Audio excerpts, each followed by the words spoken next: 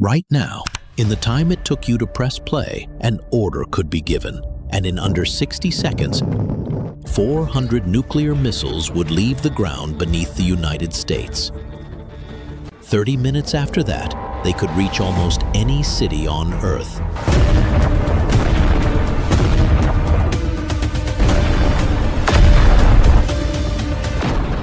And there is no way to call them back. Here's what makes that strange. America's enemies know exactly where every one of them sits. Not a guess. Precise coordinates down to the meter, and they've known for 60 years. Welcome back to our three-part breakdown of the American Nuclear Triad, the force that's kept this country standing for more than 6 decades, the reason any enemy who ever dreamed of a first strike thought twice and backed away. In Episode 1, we flew with the air leg. Today, we go underground. For almost every other weapon in the American arsenal, staying hidden is survival. For these 400 missiles, it's the opposite. This is the one weapon in the entire U.S. arsenal built to be a target, not in spite of the fact that the enemy knows where it is, but because of it. In a few minutes, you'll understand why a superpower would deliberately build the most exposed weapon it owns, and then hand the enemy a map. And here's the part almost nobody expects. On this leg, the land leg, America is not winning.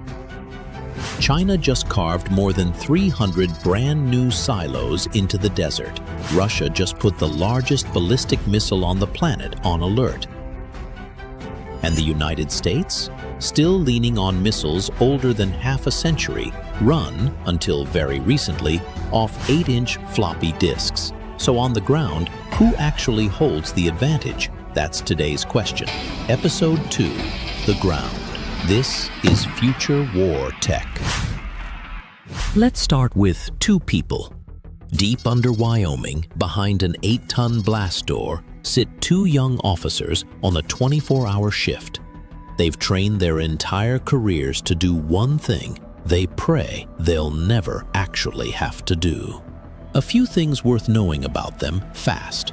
They always work in pairs, the 2-person rule.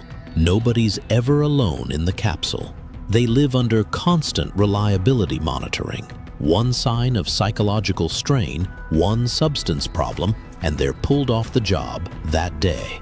Their orders come from the president, down through strategic command, as an encrypted message, and their first task is to authenticate it against codes locked in a double padlocked safe. They report back up through the squadron, the wing, to Air Force Global Strike Command. And the launch key? In more than half a century of Minuteman III on alert, it has never once been turned for a real attack. The only times they've truly turned it are drills and test launches, and those test launches are a spectacle in their own right. The Air Force pulls a live missile from an operational silo, trucks it out to California, and fires it 4,000 miles across the Pacific to a target lagoon in the Marshall Islands, just to prove the 55-year-old system still flies true. Then there's the detail that stops everyone cold. For decades, the machine that received the launch order ran on 8-inch floppy disks. Disks bigger than your hand, holding 80 kilobytes each, less than a single photo on your phone. As one senior operator put it on national television, this is how we would conduct nuclear war, on 8-inch floppy disks. Sounds like a punchline. It wasn't a mistake.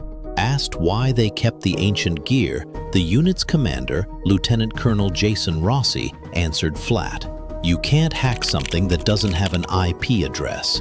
A system too old to connect to the internet is a system too old to hack." The obsolescence, strangely, is the armor. The floppy disk system was finally swapped for solid-state storage in 2019. And before we go further, we need to kill a myth almost every movie gets wrong. Hollywood always shows one person turning 2 keys at once. That can't happen. The 2 locks sit far apart on purpose, too far for one person to reach both. And even when both officers turn their keys, nothing flies. A key turn is just one vote, It takes a second vote from a different launch capsule miles away, turned by 2 more officers before the order is valid, and only on a legitimate command from the president. 4 keys, 2 locations, 4 separate people. This isn't a finger on a button. It's an election, engineered so no single person, no matter how unhinged, can start the end of the world alone. And those 2 officers aren't alone. Spread across 5 states in the American heartland are 400 missiles like this one, each silo at least 3 miles from the next, grouped in flights of 10, each capsule responsible for exactly 10 missiles. A missile farm bigger than most countries.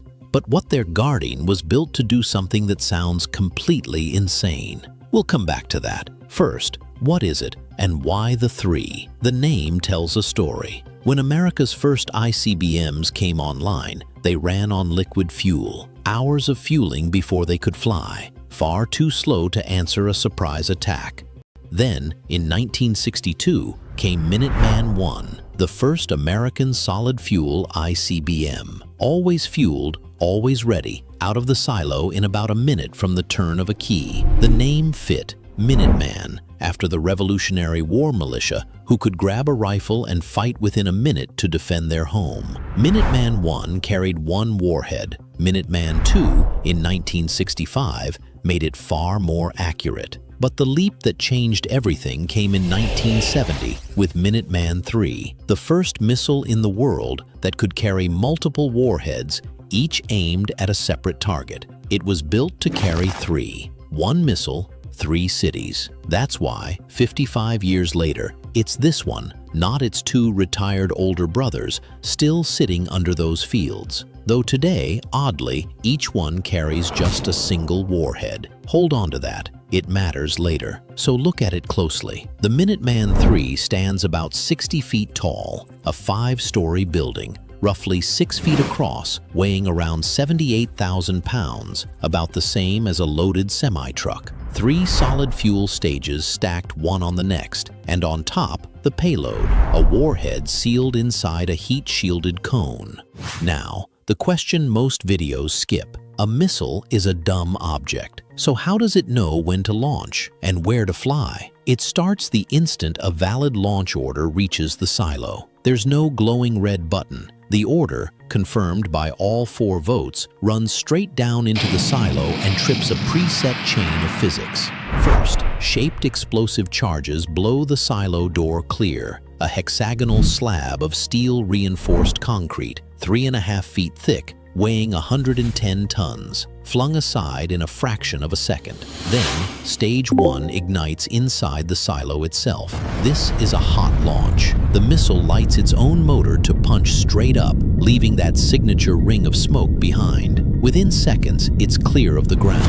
Then the stages hand off in sequence. Stage 1 burns for about a minute, driving the missile nearly 15 miles up, then drops away. Stage 2 takes over, then Stage 3, punching it out of the atmosphere at over 15,000 miles an hour, roughly 20 times the speed of a rifle bullet. At the top of the arc, as high as 700 miles up, a small unit called the post-boost vehicle takes over. If the missile carries multiple warheads, this is the piece that does the magic. It nudges itself onto one heading and drops a warhead, shifts to a new heading and drops another, each one falling toward a different city, hundreds of miles apart. Then it releases the last, and the warheads fall free, screaming down at hypersonic speed. No engine, no recall.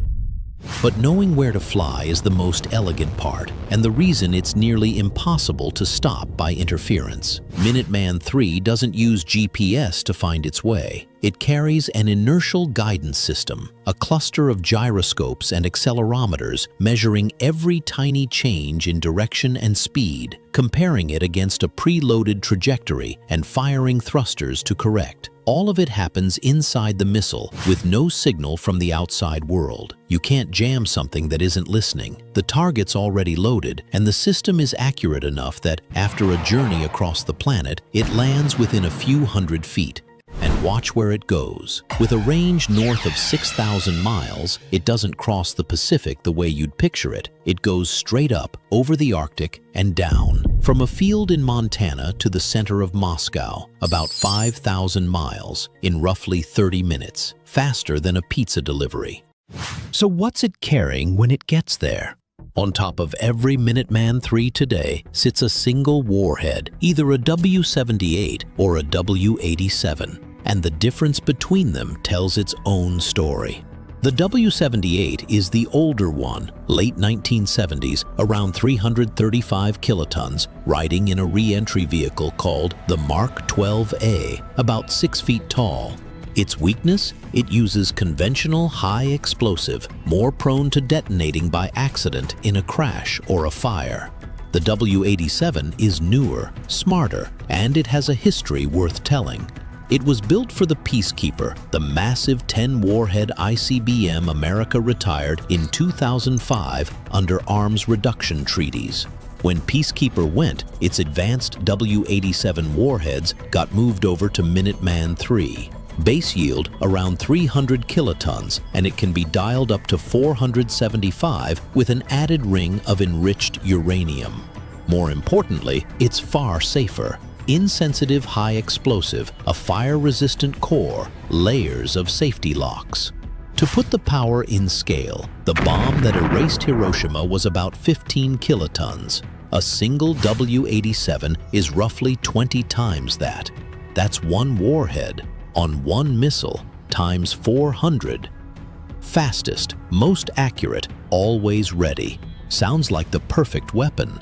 So why do the people who guard it call it the weakest leg of the triad? The answer lives in a nickname analysts gave the whole system, the nuclear sponge. And to show you what that actually means, let me run a scenario. Say an adversary wants to wipe out America's land-based missiles in a first strike. Watch what happens. Because the silos are hardened to survive nearly anything short of a direct hit, the attacker can't count on a near miss doing the job. He has to aim at least one, usually two, nuclear warheads at every single one of 450 silos. Just to clear out empty fields in Montana, the enemy has burned through most of his own arsenal. And meanwhile, look at the coasts. New York, Los Angeles, Chicago are still standing. That's the sponge. These 400 missiles don't exist to survive. They exist to soak up the enemy's opening blow, to pull hundreds of warheads down onto empty prairie instead of onto cities. Their exposure isn't a flaw, it's the function. And it settles a common misconception too. People assume that because ICBMs sit still, one blow wipes them out. It's the reverse. Their sheer number and spread turn wiping them out into a math problem that costs hundreds of warheads, a bill no arsenal can pay without bleeding itself dry. But the sponge has a price, and that price is anything but abstract. In January 2026, USA Today published a 5-part investigation called The Nuclear Sponge, working with nuclear historian Alex Wellerstein and a Princeton research team.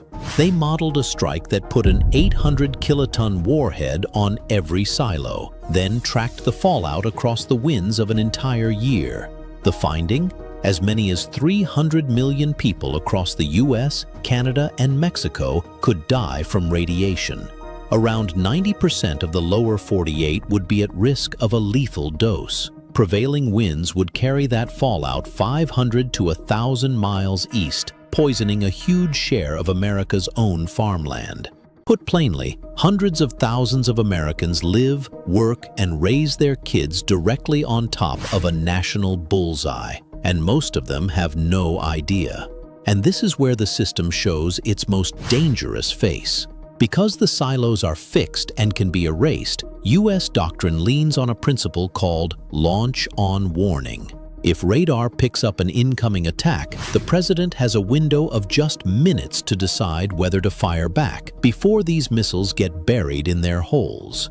Use them or lose them. And history shows how thin those minutes are. Before dawn on June 3, 1980, screens at NORAD lit up. 2,200 Soviet missiles inbound. Bomber crews ran to their aircraft. Airborne command posts taxied for takeoff. The National Security Advisor was woken in the dead of night. And then, right at the edge, it turned out the whole thing traced to a single faulty computer chip. Cost? 46 cents. A part cheaper than a cup of coffee nearly pushed the world over the cliff. Hold on to that. We'll come back to it.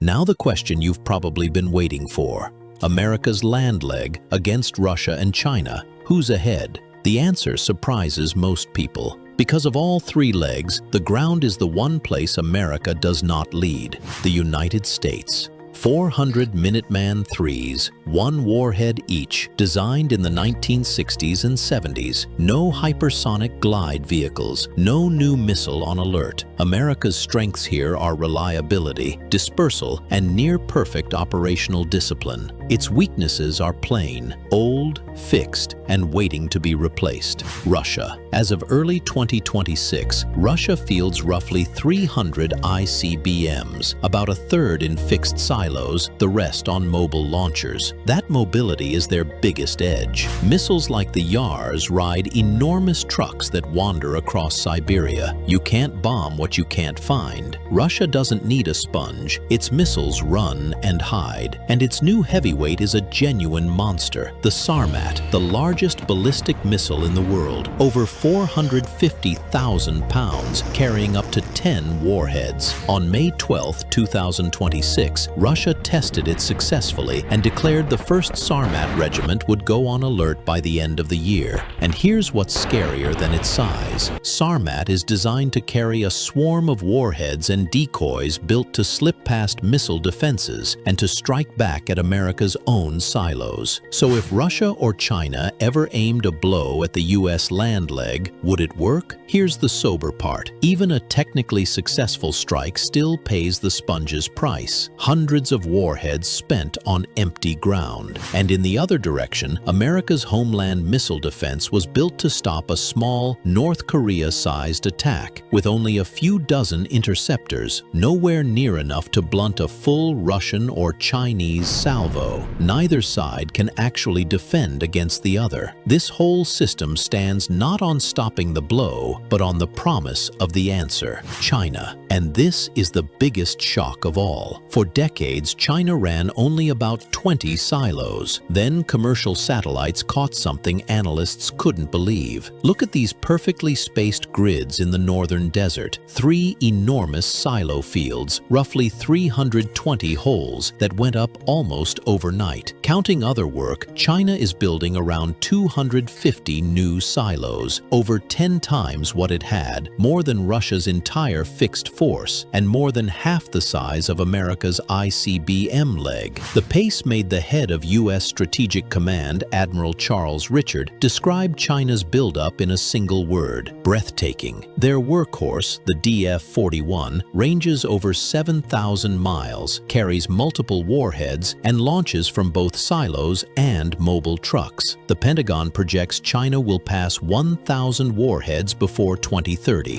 So the scoreboard: Russia wins on raw weight and survivability through mobility. China wins on speed of expansion and new technology. And the United States, the most powerful military on Earth, is holding the oldest missiles, the least flexible force, standing nearly still. For the first time in history, American commanders admit they have to deter 2 peer nuclear rivals at once. On the land leg, the giant is in last place. But in early 2026, the ground under this whole contest shifted. On February 5th, the last arms control treaty between Russia and the United States, New START, expired. For the first time since 1972, there is no legal cap on how many strategic warheads either side can field. And here is why that lands directly on these 400 missiles. Remember what I told you to hold on to, that each Minuteman carries 1 warhead, but was built for 3? Those extra 2 were stripped off years ago to meet treaty limits.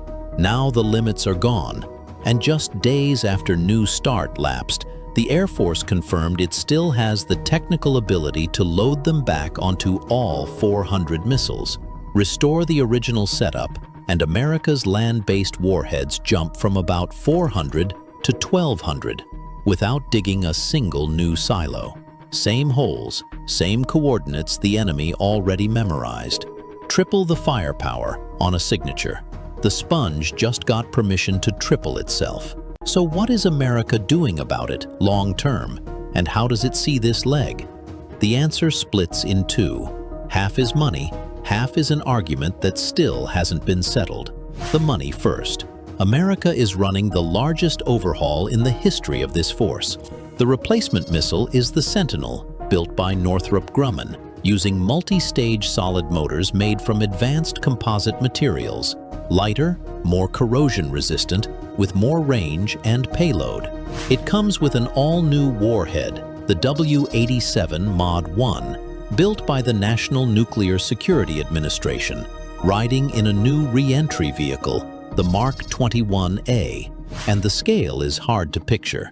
This is the single largest construction project in the history of the U.S. Air Force, spread across 5 states, including burying about 7,500 miles of new cable, enough to cross the country several times over.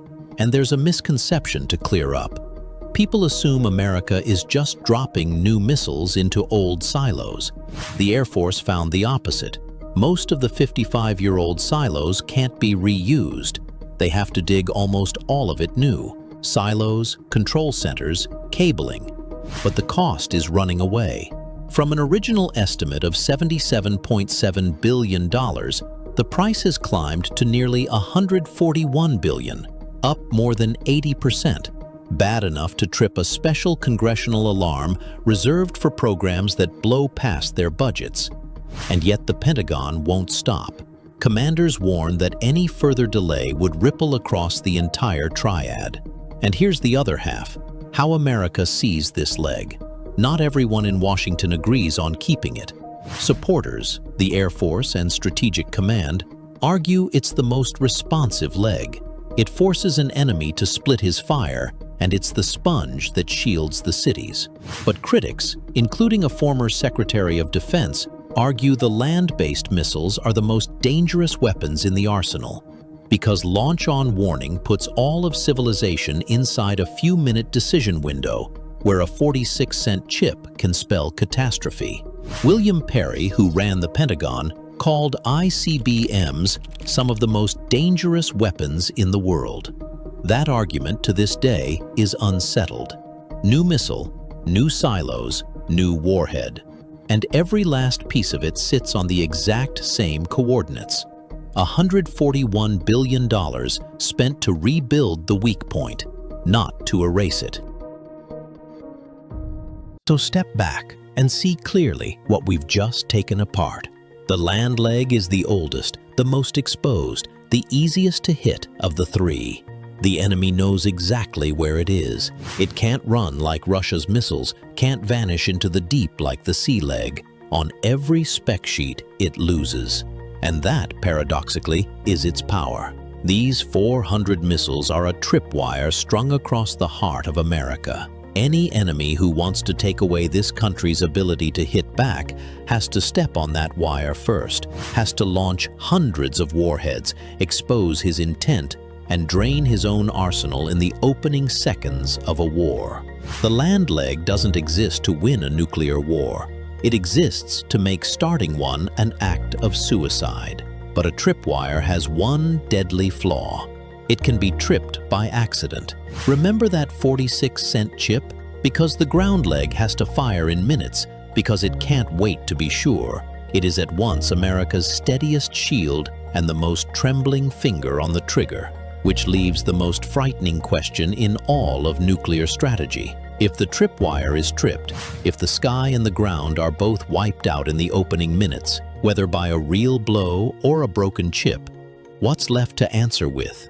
What guarantees that even after everything on land is ash, the enemy still knows a reckoning is coming for them?